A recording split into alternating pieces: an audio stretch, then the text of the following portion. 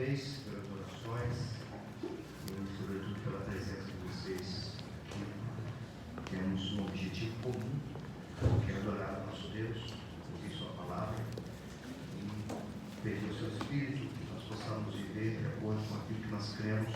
Amém. E não só verbalizar o que cremos, mas viver de acordo com aquilo que nós cremos. Eu quero pedir a você que abra a tua Bíblia. Nós vamos lá para o Antigo Testamento. O quinto livro da Bíblia, livro de Deuteronômio, capítulo 4, o último livro do Pentateuco para os cristãos, o último livro da Torá para os judeus, precioso demais para as nossas vidas. Que Deus seja conosco. O capítulo é longo e nós vamos ler do versículo 1 até o versículo 10. Aqui, acho que essa porção do capítulo 4 já nos é suficiente para aquilo que desejamos falar nesta noite. Então vamos lá. Assim diz a palavra do Senhor. Agora, pois, ó Israel, ouve os estatutos e os juízos que eu vos ensino, para os cumprides, para que vivais, e entreis e possuais a terra que o Senhor, Deus de vossos pais, vos dá. Nada acrescentareis à palavra que vos mando, nem diminuireis dela, para que guardeis os mandamentos do Senhor vosso Deus, que eu vos mando. Os vossos olhos viram o que o Senhor fez por causa de Baal-peor. Pois a todo homem que se seguiu a Baal-peor, o Senhor vosso Deus consumiu do vosso meio. Porém, vós que permaneceis fiéis ao Senhor, vosso Deus, todos, hoje, estáis vivos. Eis que vos tenho ensinado estatutos e juízos, como me mandou o Senhor, meu Deus, para que assim façais no meio da terra que passais a possuir. Guardai-os, pois, e cumpri-os, porque isto será a vossa sabedoria e o vosso entendimento perante os olhos dos povos, que, ouvindo todos esses estatutos, dirão: certamente, este grande povo é gente sábia e inteligente. Pois que grande nação há que tenha deuses tão chegados a si, como o Senhor, nosso Deus, todas as vezes que o invocamos. E que grande nação há que tenha estatutos e juízos tão justos, como toda esta lei que eu hoje vos proponho. Então somente guarda-te a ti mesmo, guarda bem a tua alma, que te não esqueças daquelas coisas que os teus olhos têm visto, e se não apartem do teu coração todos os dias da tua vida, e as farás saber a teus filhos e aos filhos dos teus filhos. Não te esqueças do dia em que estiveste perante o Senhor teu Deus, em Horebe, quando o Senhor me disse: reúne este povo e os farei ouvir as minhas palavras, a fim de que aprenda a temer-me todos os dias que na terra viver, e as ensinará a seus filhos. Senhor, nós precisamos da Tua graça, precisamos da iluminação do Teu Espírito, porque somos pecadores e é inerente à nossa natureza pecaminosa a resistência ao Teu querer, aos Teus desígnios, aos Teus princípios, aos Teus estatutos. Mas nós somos redimidos pela vida e obra do Teu Filho. Fomos regenerados pela ação do Teu Espírito, mediante a obra de Jesus e a Tua Palavra. Aqui estamos, então, Senhor, como nova criação, que mesmo tendo natureza pecaminosa, há em nós, por causa da obra do Teu Filho, um desejo pela Tua Palavra, o desejo pelo Teu querer, o desejo de compreender a Tua mente, o desejo de corresponder aos Teus desejos. Seja conosco, Senhor. Somos um pequeno rebanho, pouco simples, humilde, que só quer ouvir, aprender, permitir que Tua Palavra, mesmo que nos cortando, nos santifique, nos aproxime de Ti, para que Teu nome seja glorificado em nossas vidas, não pelo que falamos apenas, mas por tudo que vivemos. Seja conosco, Senhor, seja comigo. Faça desse sermão aqui algo que glorifique o Teu nome. As palavras encontrem corações desejosos. Que o Teu Espírito seja poderoso para quebrar corações endurecidos, para desfazer mentes atadas, para que possamos então contemplar a maravilha da Tua palavra, das Tuas leis, dos Teus estatutos, e glorificar o Teu nome enquanto aqui estivermos, Senhor. Amém. Assim oramos, te agradecemos. Abençoa esse momento especial no culto a Ti, que é o santo ministério de proclamação da Tua palavra. Amém. A Ti a glória e a honra hoje e sempre. Amém. Amém. Meus irmãos, eu, por assim dizer, começo hoje algo que já deu uma introdução há 2 domingos. Mas oficialmente começo hoje uma série de sermões que vai falar sobre a ética da vida cristã. E será uma caminhada de média para longa, de 12 semanas, onde nós vamos permitir que nossa mente seja inundada pela palavra dele e pelos mandamentos dele. Essas 12 palavras que aqui estarei expondo, ela vai ter, a maioria delas vai ser embasada em Êxodo 20. No entanto, a palavra do domingo retrasado, a palavra de hoje, a palavra ainda de domingo que vem, ainda são palavras que preparam o terreno para entrarmos em Êxodo 20. Eu posso também dizer ainda, em nível de consideração inicial, que nunca houve um povo que Deus criou que não tivesse suas leis. Tudo que Deus criou, criou para viver de acordo com suas leis. A própria natureza é assim. Deus colocou leis na natureza, e a natureza ela é desenvolvida pelas leis que Deus estabeleceu. Quando Deus criou os primeiros seres humanos, Adão e Eva, Deus não entregou a esses homens a sua própria sorte, as suas próprias escolhas. Deus deu a eles leis, princípios para serem observados.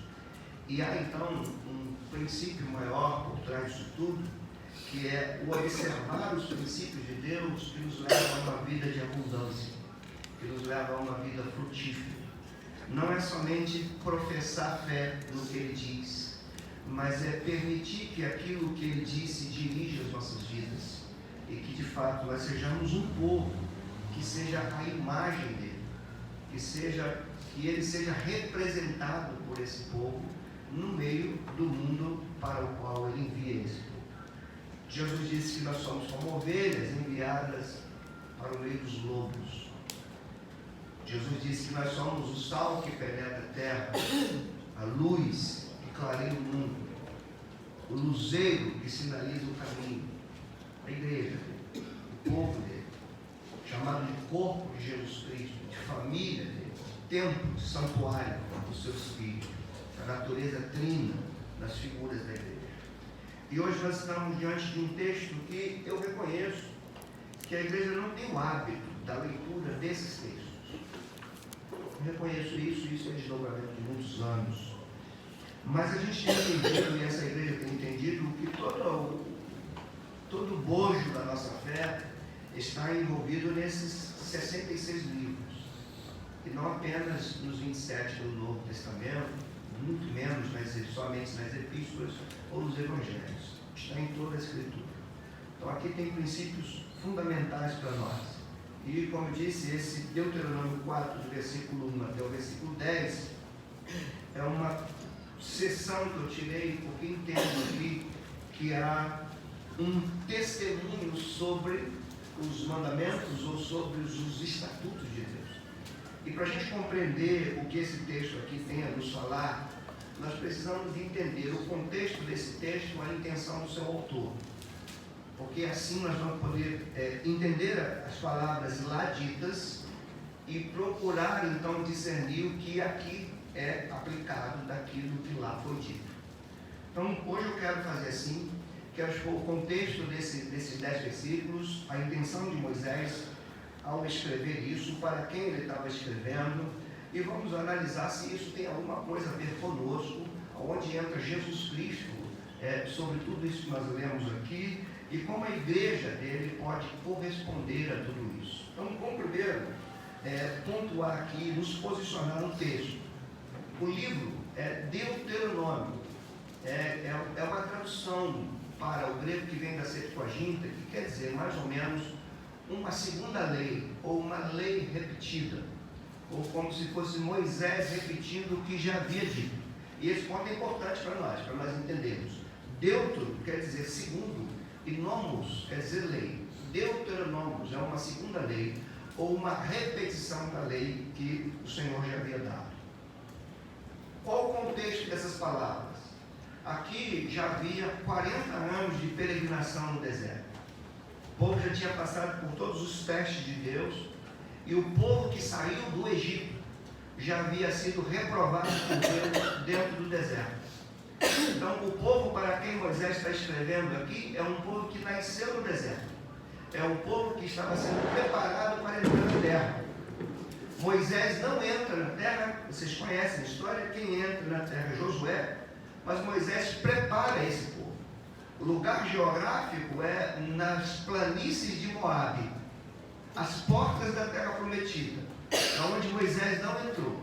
O livro é composto de alguns discursos longos de Moisés, e o texto do capítulo 4, eles estão inclusos no primeiro discurso de Moisés. E a gente precisa entender por que esse capítulo 4 está posicionado aqui.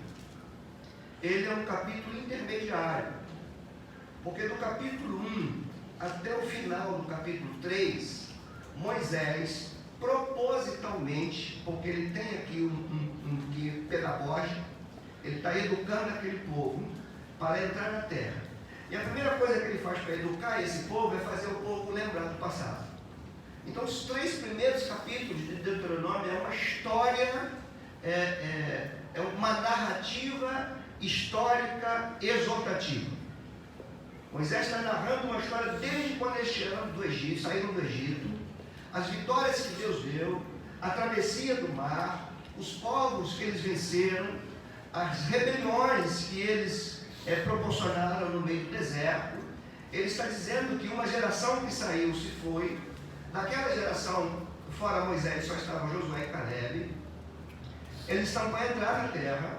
E aqui Moisés então vai fazer primeiro, nesses 3 primeiros capítulos, que está dentro do primeiro discurso de Moisés, ele começa com uma retrospectiva, lembrando de onde o povo saiu, aonde eles estão agora. Então, imagina, vocês saíram do Egito livres de forma sobrenatural daquela nação poderosa. Deus destronou todos os deuses do Egito, tirou vocês de lá, colocou nessa terra, estabeleceu a Páscoa, deu as leis, estipulou a forma de culto, deu estatutos para vocês. Eu estou aqui tentando parafrasear o que Moisés está dizendo. E Moisés está dizendo para aquele povo: esse povo que sucumbiu no deserto foi exatamente por não ter cumprido, por não ter vivido tudo aquilo que o Senhor estabeleceu para que fosse vivido. Então, até aqui ele tem uma narrativa histórica, um retrospecto que tem um objetivo pedagógico de educar, de exortar, de esclarecer, de fazer olhar para o passado, o que já nos mostra algo muito importante para nós. Sempre o povo de Deus, ele precisa aprender a olhar para o passado e aprender com a sua história, erros e acertos. A vida cristã é sempre assim: eu olho para o passado, eu aprendo com erros e acertos, eu imito os acertos, eu evito os erros e eu me preparo para frente. E é mais ou menos isso que está aqui: olhando para o passado, evitando os erros, imitando os acertos e se preparando para frente. Qual era essa frente? Entrar na terra. No capítulo 5 desse livro aqui, Moisés vai repetir os 10 mandamentos. Por isso é Deuteronômio. Ele está repetindo tudo. Por que Moisés está repetindo? Porque aquele ali é outro povo. E por que ali é outro povo? Porque o primeiro povo sucumbiu exatamente por não viver de acordo com aquilo que Deus estabeleceu. Agora tem outro povo que está sendo preparado, e Moisés faz uma narrativa longa, que está aqui em 3 capítulos. No capítulo 4 é um capítulo preparatório para ele falar de novo os 10 mandamentos no capítulo 5. nesse capítulo preparatório, que é o nosso aqui, o discurso de Moisés é exortativo. Exortativo no sentido de ele está exortando, ele está animando, ele está encorajando aquele povo para não fazer a mesma coisa que o povo que sucumbiu no deserto fez. A ideia é, vocês vão entrar na terra e vocês vão desfrutar da redenção de Deus. Mas vocês não vão desfrutar da redenção de Deus somente por lembrar que Deus te tirou do Egito. Vocês vão desfrutar quando viver nesta nova terra de acordo com os estatutos dele. Aqui é um outro ponto importante para nós entendermos. O que faz vivermos a plenitude da vida cristã não é somente declarar fé naquilo que Jesus fez. É desenvolver a nossa vida de acordo com os princípios do rei que ele trouxe. Isso explica porque pode haver muita gente que foi salva e que não vive plenitude de vida. Isso começa a nos explicar que é possível que tenhamos pessoas que foram salvas por Jesus e vivem vidas tristes, que vivem vidas retrocedendo, que vivem vidas que não frutificam, que não encontram a plenitude da alegria que a salvação poderia trazer. Porque a plenitude da alegria que a salvação traz, ela não é vivida apenas pela nossa declaração de fé. Ela é vivenciada por aquilo que nós levamos na nossa vida. E é isso que Moisés está aqui. Então, o objetivo de Moisés é exortar esse povo, repetir tudo que a história, preparar aqui nesse capítulo 4 para que eles ouçam aquilo que os pais deles já tinham ouvido, os 10 mandamentos.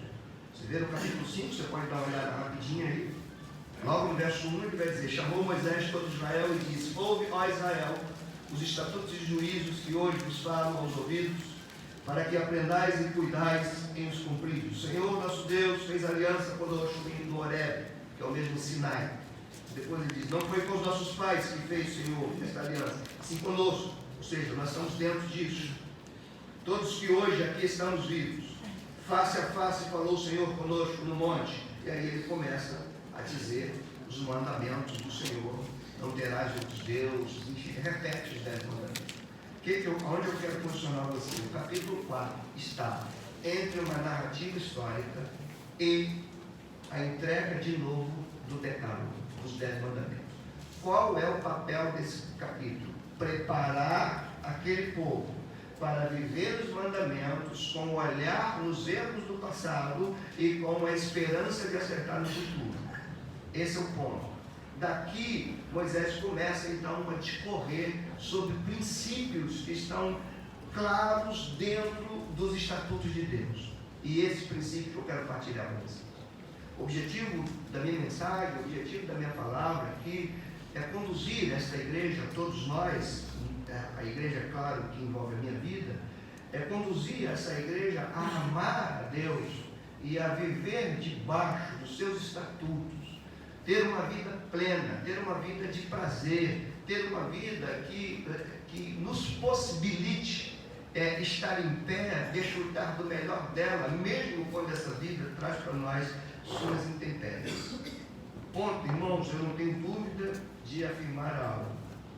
Muito sofrimento da igreja é por não viver de acordo com aquilo que nós queremos. Muitos dos sofrimentos nossos são frutos de escolhas que quebram os mandamentos do Senhor. Muitas coisas que passamos não são provas, são consequências de escolhas mal feitas. Muitas lágrimas que derramamos, elas são oriundas de nós decidirmos a nossa vida sem atentarmos para os estatutos de Deus. Não tenho dúvida disso, eu estou seguro disso.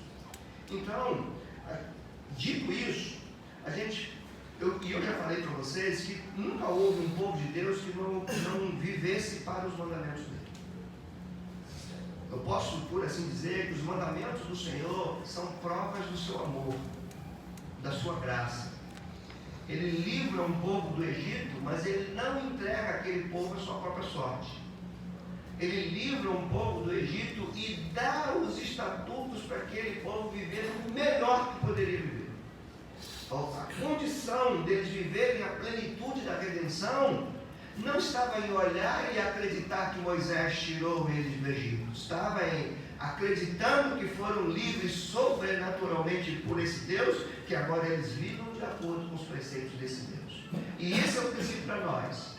O princípio para nós, o que vai nos trazer uma vida cristã de satisfação, não é estarmos aqui, não é falar que cremos em Jesus, é saber se nossas escolhas, nossas decisões, nossas preferências, nossas opiniões estão sendo feitas de acordo com os estatutos de Deus.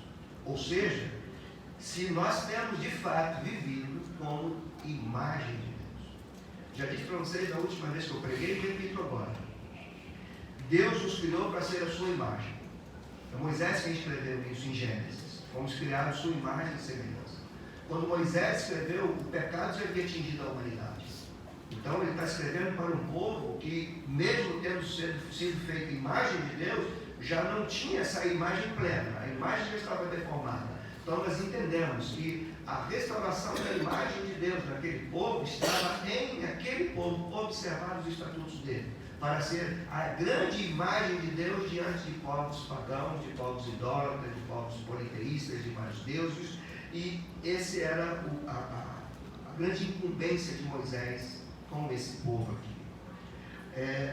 Qual é o conceito de ética cristã? O conceito de ética cristã é viver de maneira que agrada a Deus. Não existe um povo cristão sem uma ética cristã. É a ética cristã que direciona os nossos passos, que norteia os nossos pensamentos, que orienta as nossas escolhas. E esta ética, ela está diretamente relacionada a uma teologia. A compreensão do querer de Deus vai me proporcionar uma ética a ser vivida. Então essas coisas estão muito amarradas na Escritura. Quando você vai para o Novo Testamento, por exemplo, você vai ver em Efésios 4, no verso 1, Paulo dizer assim: rogo-vos que andeis de modo digno da vossa vocação. Isso é um espelho de Deuteronômio 4 e 5. O que Moisés está fazendo aqui? Rogo que vocês andem de modo digno dessa redenção que vocês tiveram, dessa vocação que está sobre vocês. Paulo usa a mesma expressão lá. Quando você pega Efésios ainda, no capítulo 5, no capítulo 4, ainda no verso 17, ele diz: não andeis mais como andam os gentios. Isso é uma maneira de viver.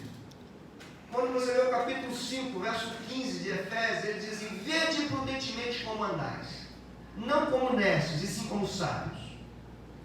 Então o cristão tem uma maneira de andar, uma maneira de viver, que Paulo, principalmente Paulo, vai usar o verbo andar para isso. A ideia é: eu agrado a Deus professando palavras, ou eu agrado a Deus andando de acordo com aquilo que essas palavras me ensinam. Esse é o ponto fundamental. É isso que vai diferenciar o povo de Deus. O que vai diferenciar o povo de Deus não são declarações teológicas. O que vai diferenciar o povo de Deus é essa gama de teologia dirigindo a nossa ética, a nossa forma de viver. Eu não posso agir do jeito que eu quero agir. Eu preciso agir de acordo com os estatutos de Deus, porque é nos estatutos de Deus que está a minha ética, ou a nossa ética. Se eu desconhecer os estatutos de Deus, eu não tenho uma ética cristã. Se eu não tenho uma ética cristã, eu vou ter uma profissão de fé cristã e uma caminhada pagã. É isso aí. Você entende isso? Se eu não souber como um cristão lida com as coisas, eu vou continuar louvando ao Senhor no domingo e fazendo as minhas escolhas tal como aqueles que não conhecem a Deus fazem. E aí a gente desonra, mesmo sem saber. Então, como eu não vou entrar ainda nos mandamentos, nem nesse, nem no outro domingo, eu estou preparando esse terreno todo, eu quero falar dessas exortações aqui, desse capítulo, no sentido de entendermos a riqueza dos estatutos de Deus. Como que a gente lida com os estatutos de Deus? Repetindo para você vir comigo, no capítulo 5 ele vai começar a falar: não colocarás outros deuses diante de nós, não fará imagem de escultura, não usará o nome de Deus em vão, guardará o sábado. Só que antes de falar disso, que ele já havia falado em Êxodo 20, em Êxodo 20, Moisés dá os 10 mandamentos. Para quem? por um povo que não viveu aquilo, sucumbiu no deserto. Deus levanta um outro povo no deserto que vai entrar na terra e Moisés está repetindo o Velho Mandamento. É como ele está dizendo, não caia como eles. É a mesma coisa, agora vocês vão colocar isso em prática lá, para que aqueles povos lá saibam que há um povo sábio no meio da terra, e esse povo traz em si as leis do seu Deus, os estatutos do seu Deus. Então tem aqui alguns princípios que precisam ser entendidos para nós. O primeiro deles, eu vou citar pelo menos uns 6 aqui, de princípios que estão dentro desses estatutos, que nós precisamos observá-los, para depois a gente atentar quando eu começar a falar aqui, não colocareis outros deuses diante de mim. O que isso tem a ver com o cristianismo? Mas antes disso, entenda uma coisa. Primeiro, os estatutos de Deus foram dados não para serem admirados, mas para serem vividos, cumpridos. Se você pegar, por exemplo, o Salmo 119, que é uma exaltação da lei de Deus, no verso 5 tem uma oração do salmista que sempre me chamou muita atenção. Inclusive, aqui está no pano de fundo do meu computador. Ele diz assim: tomara sejam firmes os meus pés, para que eu observe os seus estatutos. Aquilo é de um impacto tão grande, que o salmista não está dizendo, tomara que sejam firmes os meus pés para eu conquistar, para eu vencer. É tomara que eu seja firme para guardar seus estatutos. Tipo de oração sábia e tipo de oração que está em extinção nos nossos dias. A gente não vê um povo orando dessa. Firme os meus pés para eu obedecer os seus mandamentos. A gente não vê esse tipo de oração. A gente vê oração, Senhor, dá-me isso, dá-me aquilo, dá-me aquilo outro, dá-me aquilo outro. Como eu falei hoje pela manhã, culto é nós ofertando a Deus e não nós reivindicando de Deus alguma coisa. Somos nós que ofertamos ao Senhor. Então, veja o verso 1.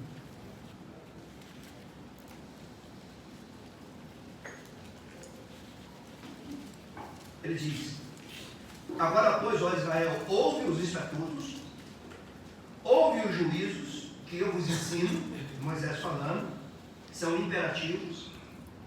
Para quê? Para os cumprirdes. O ponto aqui, irmãos, que talvez a gente precise atentar, é que os estatutos não são para serem somente ouvidos, é para serem cumpridos. Nós podemos, e aqui a gente já pode fazer questionamentos em nós mesmos. E o questionamento aqui é fácil. De tudo que eu ouvi no último ano, de quanto eu apliquei na minha vida? Porque aquilo que Deus fala não é só para a gente ouvir, é para viver. E nós temos algo que esses não tinham. Esses tinham que cumprir a lei por obediência. E nós cumprimos a lei pela fé porque temos em nós o espírito daquele que é o dono da lei. Lá as leis estavam em tábuas, aqui as leis estão impressas no nosso interior. Então, a nossa responsabilidade ainda é maior. Então, o primeiro ponto é este: os estatutos foram dados para serem vividos. A intenção aqui é o desfrute desse povo ao entrar na terra, ou desfrutar daquilo que Deus fez por nós, não está relacionado apenas nós ouvirmos. Eu só vou desfrutar da minha salvação quando eu viver tudo aquilo que a minha salvação me proporcionou. Eu não desfruto da minha salvação falando que creio que Jesus morreu e ressuscitou pela minha vida, mas eu toco a minha vida do jeito que eu quero. Eu não desfruto. Por isso que você vai ver pessoas que estão dentro da igreja e você olha para o rosto, é o semblante de tristeza. Porque quando nós não andamos segundo aquilo que Deus determina, é como se o nosso rosto se desfigurasse. Esse é o sentido do Salmo 51, quando Davi reconhece o seu pecado, o que ele diz? Dá-me de novo, Senhor, a alegria da tua salvação. Você já viu pessoas que parece que a alegria da salvação foi embora? Normalmente essa pessoa coloca a culpa nos outros. A alegria da salvação foi embora, Não foi a salvação que foi embora. A salvação só não vai embora porque ela não depende de nós, ela depende de Cristo. Ela só não vai embora porque ela não foi proporcionada por mim, foi proporcionada por Ele. Não é obra minha, é obra dele. Mas a alegria da salvação pode ir embora, porque isso é responsabilidade minha. De viver de acordo com aquilo que Ele me ensina na sua palavra. O primeiro ponto é esse. Os mandamentos, os estatutos foram dados para serem vividos. Desfrutar do que Deus fez é viver de acordo com o propósito da redenção. E lembra? O propósito da redenção, você não pode esquecer isso. O propósito da redenção está conectado com o propósito da criação. Qual é o propósito da criação? Nós, imagem dele. Qual é o propósito da redenção? Nós, imagem dele. Por que ele enviou seu filho? Porque o filho é a imagem dele. O que nós devemos ser? Conforme a imagem do seu filho. Isso é claro na Escritura. Nós só vamos cumprir o propósito da redenção quando Deus for visto em nós. E Deus é visto em nós não por aquilo que falamos, mas se os estatutos dele dirigem nossos pensamentos e nossas atitudes. Aí envolve, gente, minha vida social, minha vida eclesiástica, minha vida espiritual, minha vida familiar, tudo isso. Isso que a gente também pode chamar de cosmovisão. Como que a gente enxerga o mundo? Como a gente interpreta o mundo? Nós interpretamos o mundo de acordo com os estatutos de Deus. Dali que derivam as nossas opiniões. Segundo, para a gente entender, Moisés vai dizer aqui no verso 2, que os estatutos, além de serem para ser vividos, eles são invioláveis. Não se pode bulir nele. Não se toca nele. Não se interpreta ele do jeito que eu quero. Ele não pode ser torcido. Ele não pode ser fraudado, adulterado. Verso 2 vai dizer: nada acrescenteis. O que entende que quando diz nada acrescenta, porque tudo que diz respeito à vida está nos estatutos de Deus para nós. Pedro usa essa expressão dizendo que tudo isso veio em Cristo. Que em Cristo foi nos dado tudo o que concerne a vida e a piedade.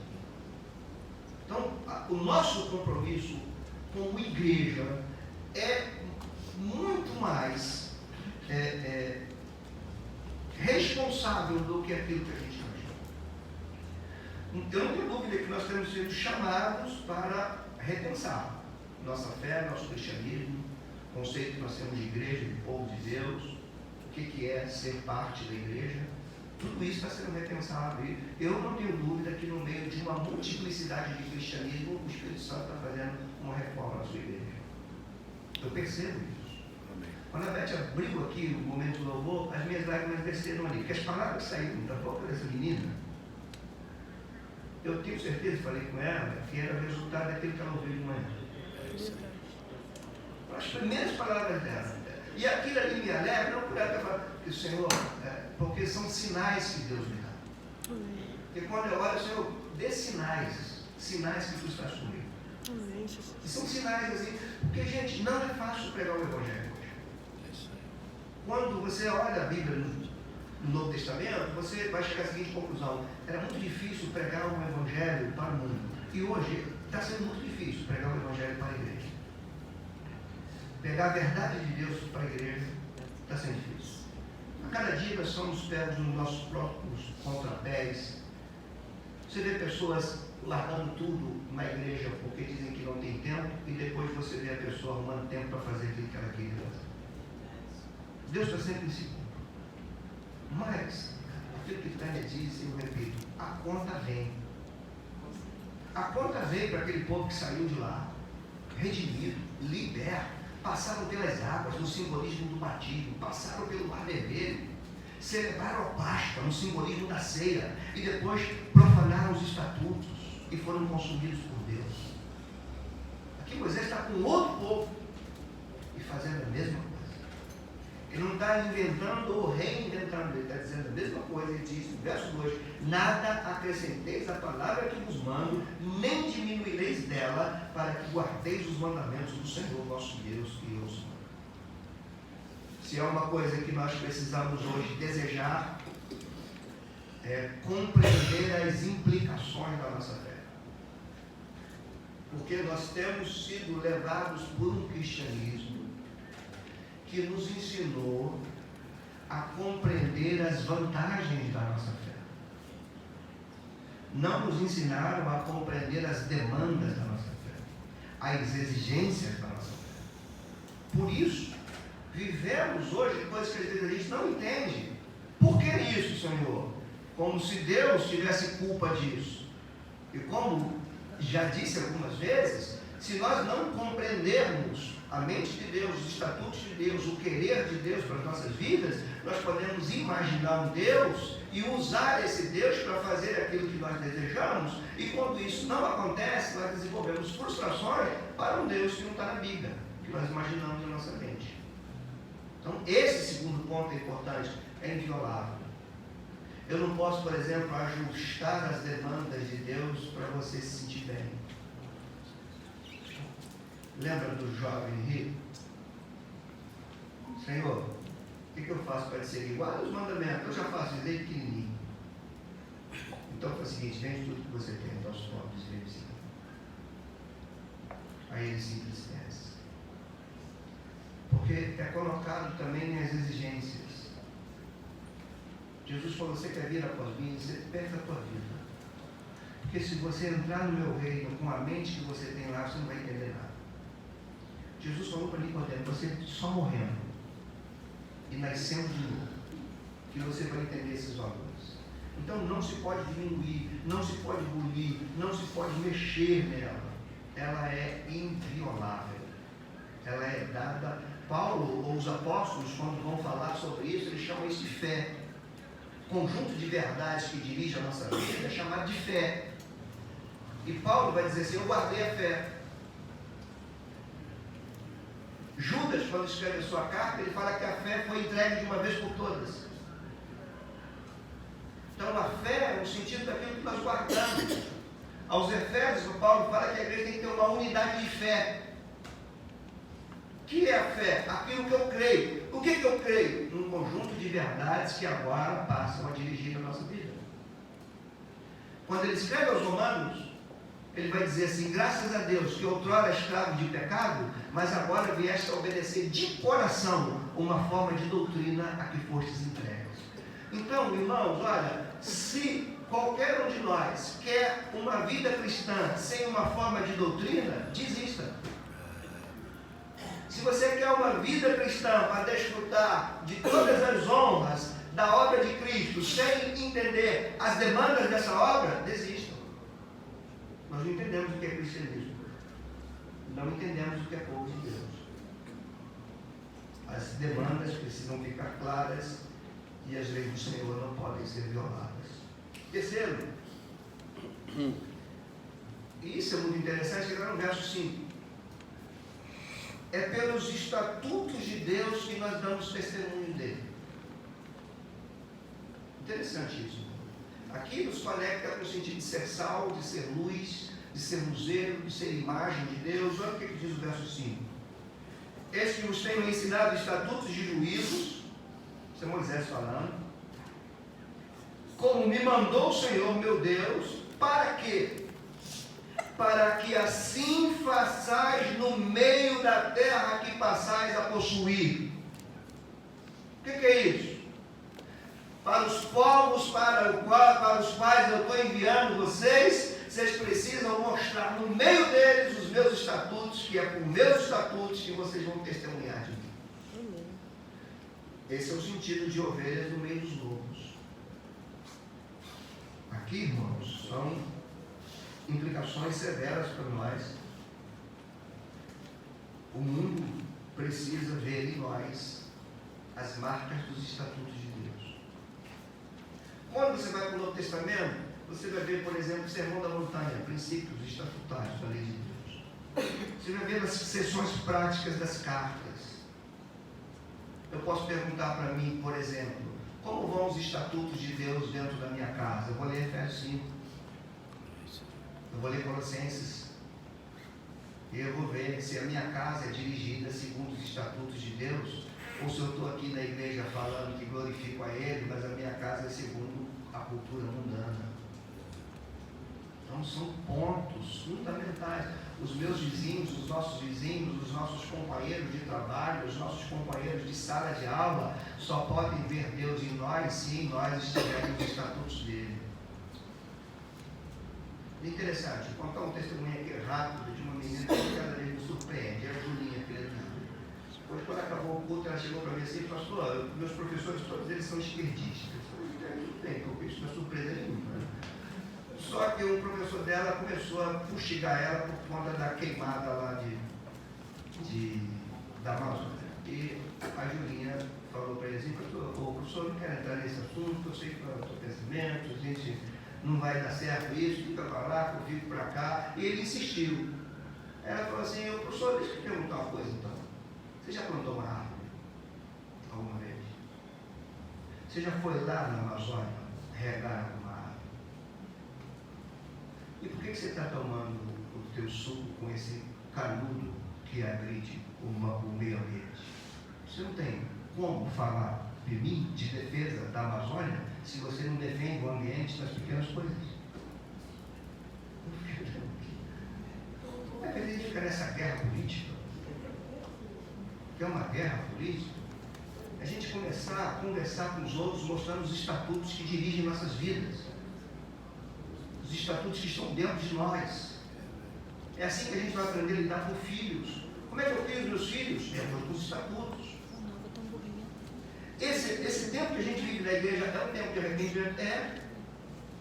É um tempo que não é demérito nenhum reconhecer. Eu falei na educação do meu filho, tinha momentos que eu tinha que apresentar. Eu nunca cheguei para ele e falei: eu quero te apresentar aqui os mandamentos do Senhor. Eu nunca fiz isso. Não é demérito nenhum, a gente precisa reconhecer que nós erramos. Nós erramos, os nossos filhos descambaram a ser cristãos, professam fé em Jesus, mas as ideias de mundo não vêm dos estatutos de Deus, vêm do próprio mundo. E nós precisamos reconhecer que nós temos parte de culpa nisso. E nos arrepender. E pedir a misericórdia de Deus sobre nós. Mas o que Moisés diz aqui no verso 5 é para que, no final, ele para que assim passais no meio da terra que passais a possuir. Para onde o povo de Deus vai, ele vai testemunhar de Deus, não somente pela oratória teológica, mas por uma vida dirigida pelos estatutos daquele que o redimiu. Entendem isso? Nós vivemos hoje, irmãos, numa cultura anticristã. Nós vivemos hoje numa cultura de papéis completamente distorcidos daquilo que a Bíblia ensina. A gente vive numa sociedade pós-cristã. A luta é muito grande. Nós precisamos voltar para a Escritura. Nós precisamos entender o que a Escritura nos diz. Nós vivemos hoje, eu postei alguns áudios nos grupos, a gente vê hoje um descaso com o culto a Deus. Quando a gente vê pessoas que largam os seus ministérios, largam suas vocações, largam a coisa de Deus, tem gente, irmãos, que está na igreja quando não tem outro compromisso. Porque se tiver, vai. Se a gente entende que o culto é a nossa resposta à salvação, e se nós banalizamos o culto, é porque não entendemos nada do que é a nossa salvação. Não sabemos de onde Deus nos tirou e para que nos tirou. E Deus não nos chamou para brincar com o cristianismo dominical. Mas para ser... Porque tem uma expressão forte da Escritura com relação à igreja, é quando ele chama a igreja de corpo de Cristo. Eu acho forte demais isso, essa metáfora da igreja. Porque quando você vê corpo de Cristo, e quando você imagina Jesus andando pela Palestina, você vai ver Jesus a imagem de Deus. Você lê Mateus 5, 17, ele diz: eu não vim para derrubar a lei e os profetas, eu vim para cumpri-los. Quando você vê Pedro falando sobre ele, diz: na sua boca não houve dolo. Quando você vê ele mesmo falando: olha, o Pai não tem que deixar só, porque eu faço sempre o que ele agrada. E quando o Novo Testamento vai falar que a igreja é o corpo dele, isso significa que a igreja é a extensão de Cristo na terra.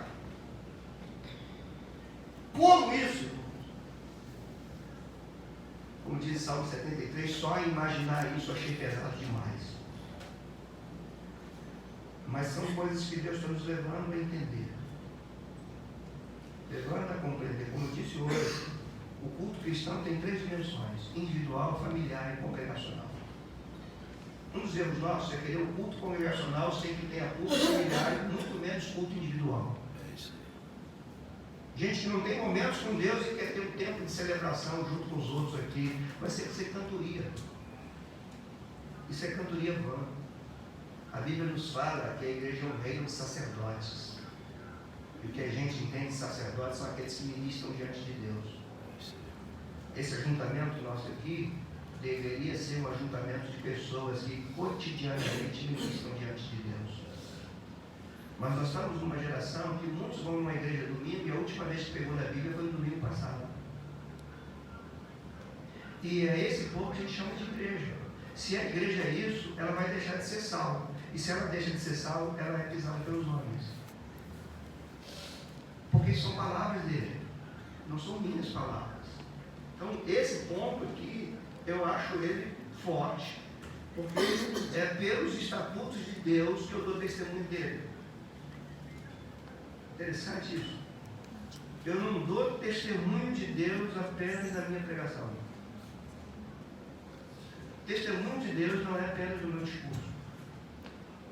O testemunho de Deus está em o mundo ver que o que dirige a minha vida são os estatutos dele. Mesmo quando obedecer aos estatutos dele significa romper com aquilo que o mundo deseja de mim. Nesse sentido, Jesus falou assim: vocês precisam perder a vida para ganhar. Outro ponto, que é o 4, se eu não me engano. O texto vai nos dizer no verso 6 que é pelos estatutos dele que nos tornamos sábios. Olha aí, versículo 6.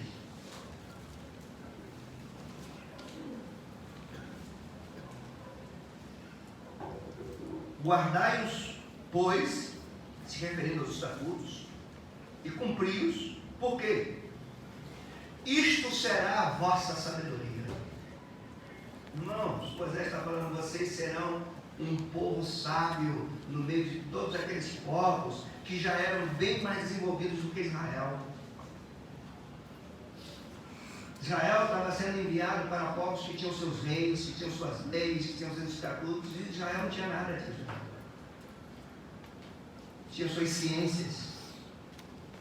E Moisés está dizendo, vocês vão se tornar sábios pelos estatutos de Deus. E você, como uma memória boa que você tem da Escritura, você vai lembrar quando Paulo dá testemunho de Jesus, dizendo, nele estão todos os tesouros da sabedoria e do conhecimento, em Cristo. Você vai lembrar quando Paulo orienta a igreja de Éfeso, dizendo, vede prudentemente como andai, ou vivei, como sábios, e não como necios. Viver como sábio é viver de acordo com os estatutos de Deus. O povo de Deus não é sábio concordando com o mundo para ter um discurso politicamente correto. O povo de Deus é sábio quando emite a sua opinião de acordo com os estatutos de Deus e não de acordo com a preferência da cultura. Às vezes nós somos contra a cultura. Nós somos um povo não tirado da cultura, não expulso, nós somos inseridos numa cultura, mas não para ser absorvido por ela, mas transformar essa cultura e render essa cultura aos pés de Jesus Cristo.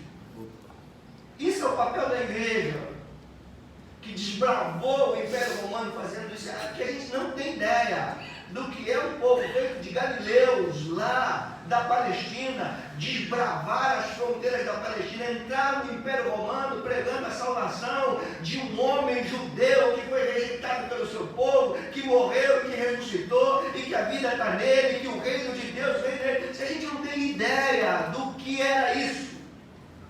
No entanto, o Império Romano foi atingido pelos valores do cristianismo.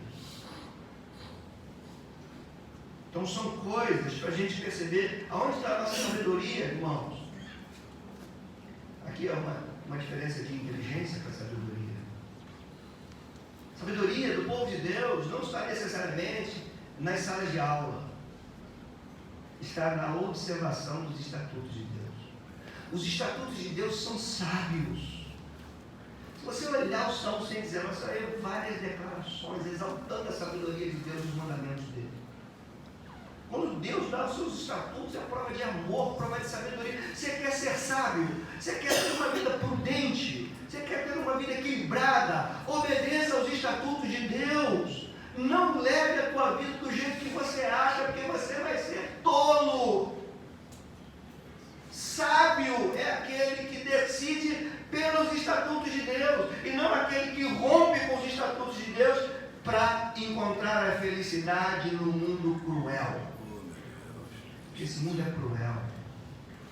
Ele te atrai com promessa de felicidade, quando ele te abocanha, ele te derruba.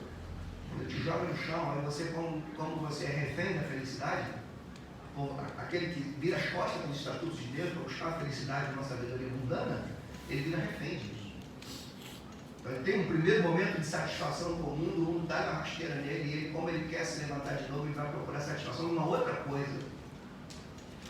Mas o que Moisés está dizendo no verso 6 é que guardai-os, pois, e cumpris, porque isto será a vossa sabedoria e o vosso entendimento, porque os olhos dos povos, olha, os olhos dos povos, ouvindo todos esses estatutos, dirão, certamente este grande povo é gente sábia e inteligente. Será que o Senhor gostaria de que a sua igreja tivesse esse testemunho? Se o mundo olhasse para a igreja e falasse sabedoria. Jesus tinha que ser isso. Nas mensagens proféticas do Antigo Testamento, os profetas era comum dizer assim: de Sião sairá a lei, toda terra se encherá do conhecimento de Deus. Quando Jesus enviou os seus discípulos, ele diz: ensinem as nações o que eu vos tenho ordenado. Isso mesmo. O papel da igreja, irmãos, ele se perdeu ao longo, no mínimo, dos últimos 2 séculos. O papel da igreja se perdeu. Hoje nós somos uma aglomeração de pessoas eufóricas, às vezes emocionadas com alguma coisa, mas que compreendem muito pouco da razão de ser cristão, da razão de ser igreja. Então os estatutos dele são sábios. Agora, quando ele diz, o mundo vai ver que esse povo é povo sábio, isso nos leva a entender e partir para um outro princípio dos estatutos de Deus. Ele é prerrogativa exclusivamente do seu povo. Pois é. Os estatutos de Deus são para o povo de Deus. Você não vai encontrar os estatutos de Deus no mundo, a não ser que o mundo esteja sendo influenciado pelo povo dele. Olha o que diz o verso 8.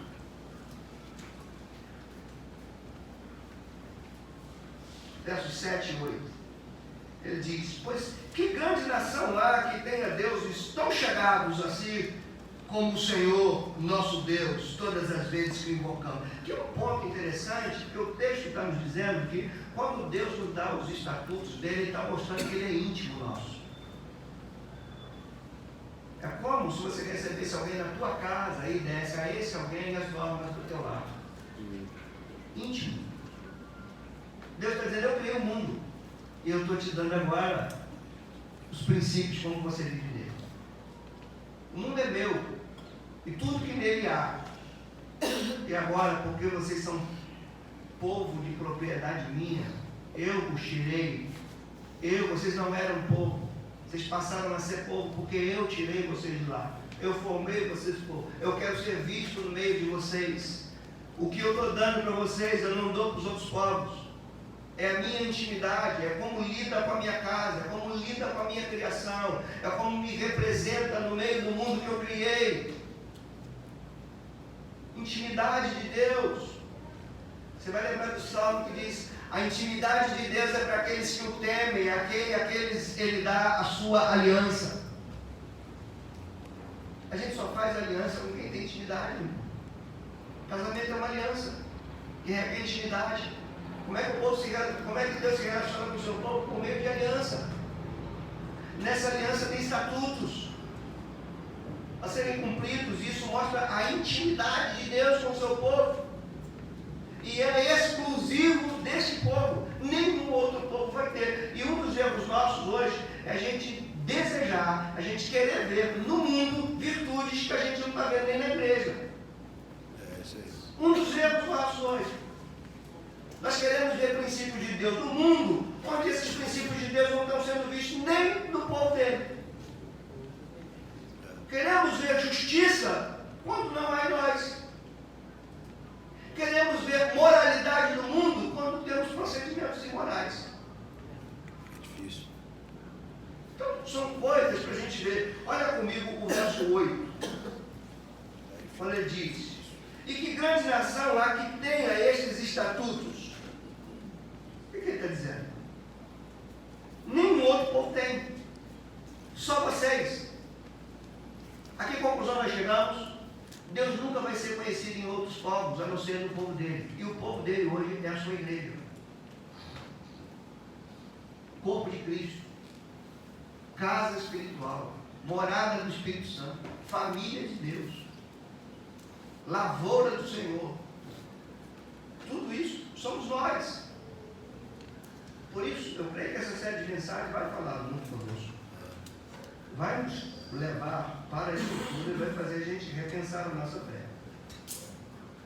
Mais um ponto dos estatutos de Deus aqui que a gente vê como princípios.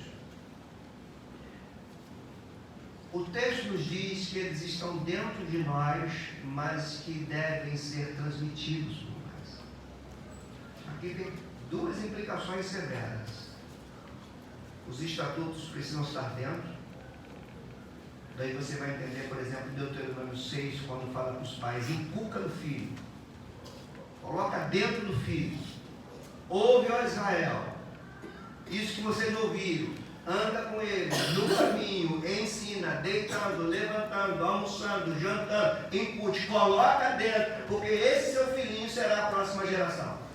Se vocês não transmitirem para ele, as próximas gerações não saberão quem eu sou e quais são os meus estatutos. Aí tem implicações severas de nós como pais. Hoje de manhã a gente estava na escola bíblica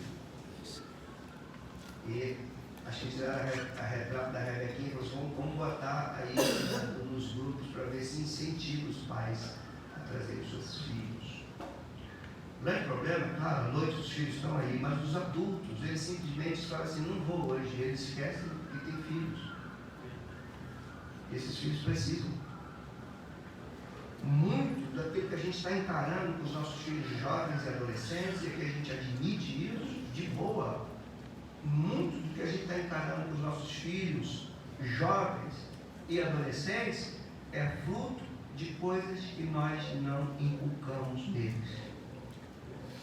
Se nós não inculcamos os estatutos nele, a sociedade se encarregará de inculcar outras injustiças. É isso mesmo. Não tenha dúvida disso. Quando nós não inculcamos aqui, o professor de sociologia inculca, não. É isso mesmo. Embora. E a gente chega num ponto que aí o Nicodemos lançou um livro agora, Cristão e a Universidade. Eu aconselho você a ler o livro. E a estatística que ele mostra ali do percentual de jovens cristãos que entraram na universidade viraram ateus. Dentro de uma universidade. Ou levaram uma vida cristã híbrida. Professam alguma coisa enquanto estão no culto, mas interpretam o mundo de acordo com aquilo que eles aprendem dentro da universidade.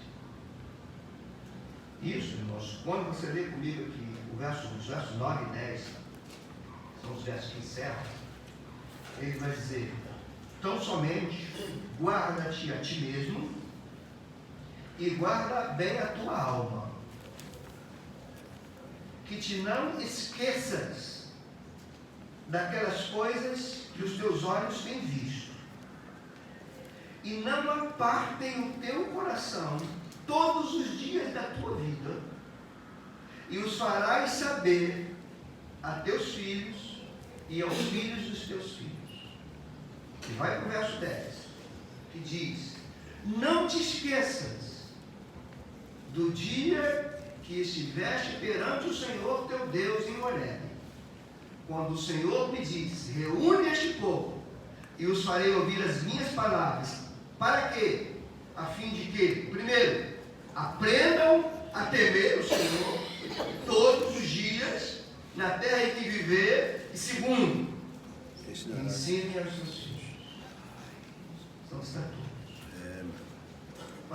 Salmo 19, por exemplo, a gente vê a natureza fazendo isso.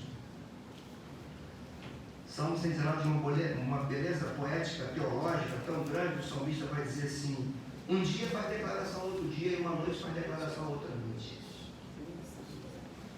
A nossa geração não faz uma declaração à próxima vez. Os pais não fazem declaração aos seus filhos.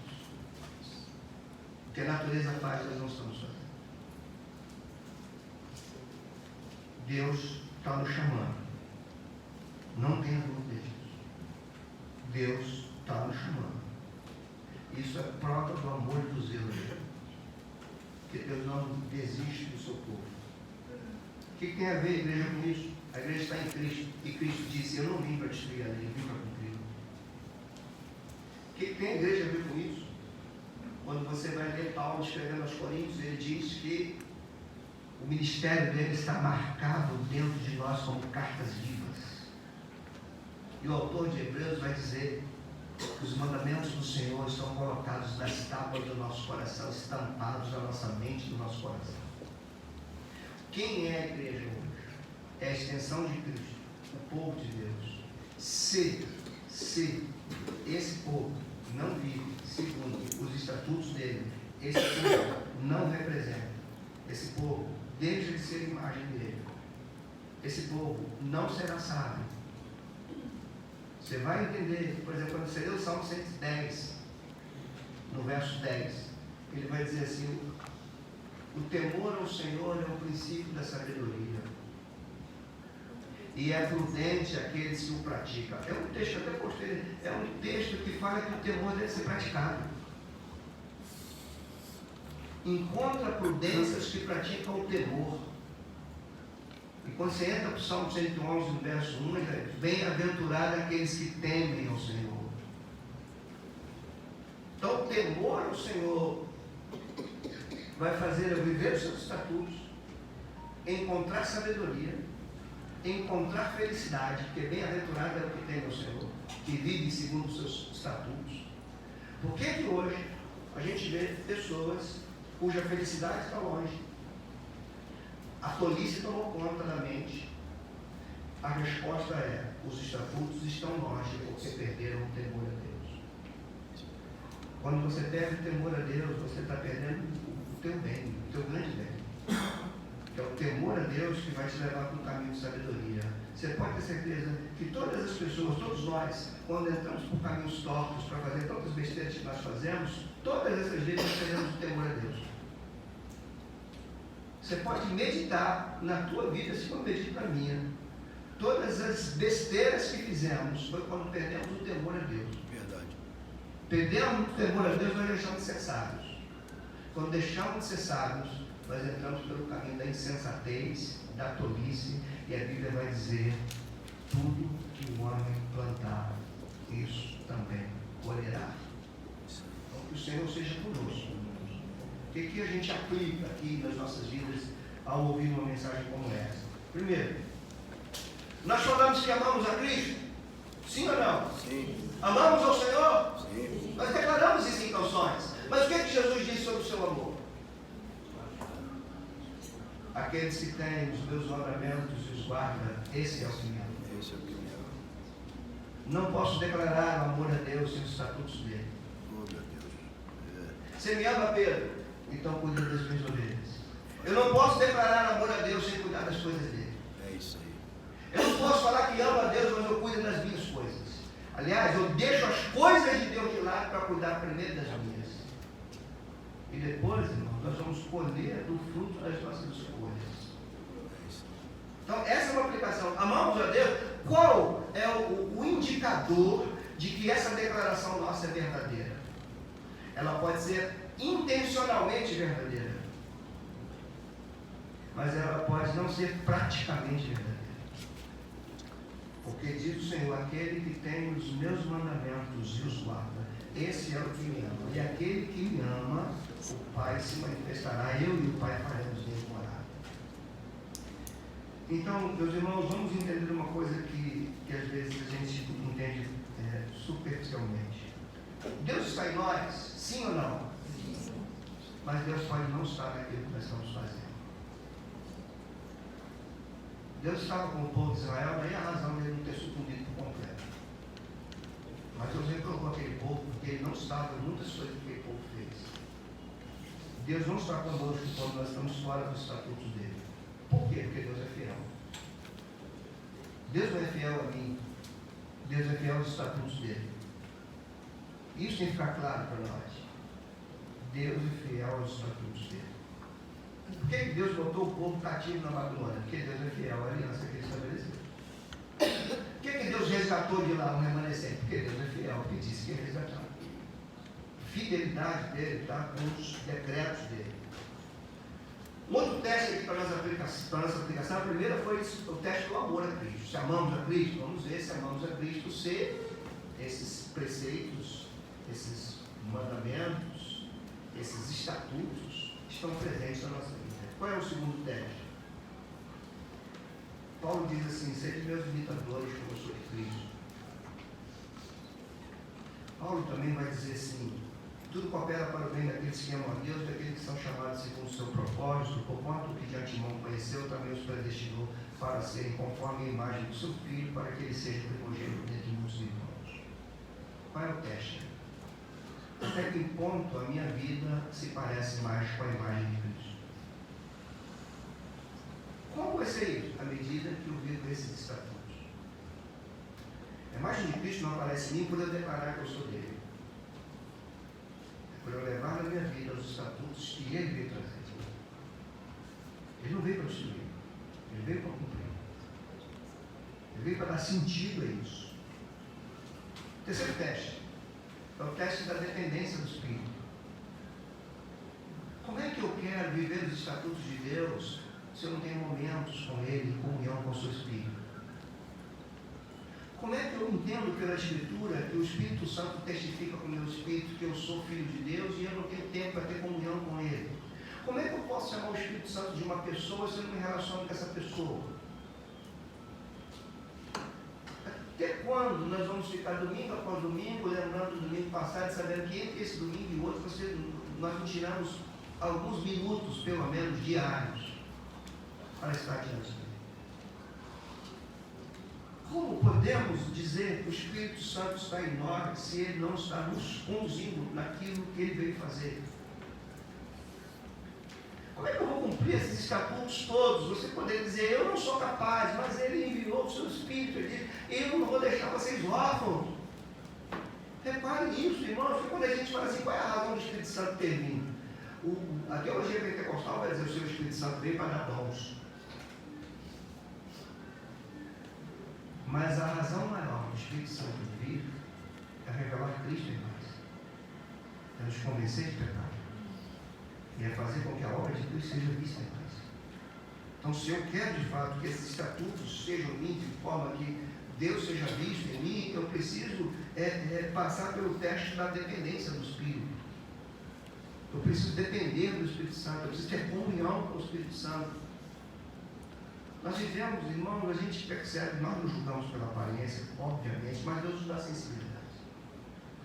A gente olha nos olhos de pessoas, a gente vê assim um semblante muito longe. Às vezes fica nítido no rosto que não há uma comunhão com Deus. A comunhão com Deus faz brilho no rosto. A comunhão com Deus é denunciada pelo nosso olhar, pelos nossos gestos, até pela nossa maneira que falamos. E olha, pode acreditar numa coisa: até os ímpios querem ficar com aqueles que têm comunhão com Deus. Porque a presença de quem tem comunhão com Deus é uma presença que dá alegria, paz, satisfação, a imagem de Deus. A gente vai no mundo, as pessoas estão loucas e não vai encontrar felicidade em alguma coisa. Aí encontra você que não tem um carro novo, não tem aquilo, não tem aquele outro, e olha para você e vem em você algo que ela não tem. É o teste, é a dependência do Espírito Santo. E o quarto e último teste da nossa aplicação, eu preciso me perguntar se a minha mente e o meu coração têm se convertido a Deus. Preciso perguntar para mim. Preciso me perguntar se nesses dias em que eu vivo, a minha mente e o meu coração têm se convertido a Cristo diariamente. Porque se eu falar de conversão para salvação, eu estou chovendo no molhado. E aquele que crê que Jesus Cristo morreu, ressuscitou, é salvo. Mas a vida de um salvo é uma vida de conversões. Nós desenvolvemos a nossa vida cristã com o que é conversão? Sempre voltar para os estatutos de Deus, sempre voltar para os estatutos de Deus. Sair dos nossos caminhos tortos, voltar para lá. Não existe santificação sem conversão. Não existe santificação sem reconhecimento do pecado. Para que a gente possa crescer. Meus irmãos, esse é o início de uma série longa. Vocês vão me ouvir 12 vezes consecutivas. E nós vamos entrar para os mandamentos do Senhor, agarrados ao Espírito Santo. E Ele nos dê graça para falar como convém, que Ele nos dê graça para entender, que Ele nos dê coração humilde para admitir. Que o Espírito de Deus possa romper com as resistências mentais que nós temos. Nós temos isso. Nós não temos facilidade de aceitar a palavra de Deus quando ela vem se chocando com os nossos pensamentos. Eu conheço inúmeras pessoas que só ouvem aquilo que concorda. Não concorda, a pessoa resiste. Você vai explicar, você vai aconselhar, a pessoa não concordou, não adianta, ela continua do mesmo jeito, até que a vida se encarregue e dá a resposta. Por aí mesmo. Então nós, olhem por mim, são 12 vezes seguidas nesse grupo, é uma batalha espiritual. Pregar para um tempo que a gente vive numa dispersão, como eu falei em áudios hoje, esses dias, as pessoas nem aparecem na igreja, sequer dão qualquer tipo de satisfação. A gente vê hoje momentos que pessoas colhem do fruto do seu procedimento e depois colocam a culpa nos outros. A gente precisa de arrependimento verdadeiro. O arrependimento verdadeiro não é quando você diz assim, é por causa de fulano. O arrependimento verdadeiro é quando você diz assim, pequei contra ti, Senhor. Contra ti somente pequei. Torna a dar-me um coração puro, porque o meu coração está sujo. Não são os outros, é o meu coração que está com problema. Dá-me um coração puro. Torna a dar-me a alegria da tua salvação.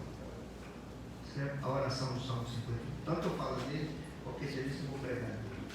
Vamos orar.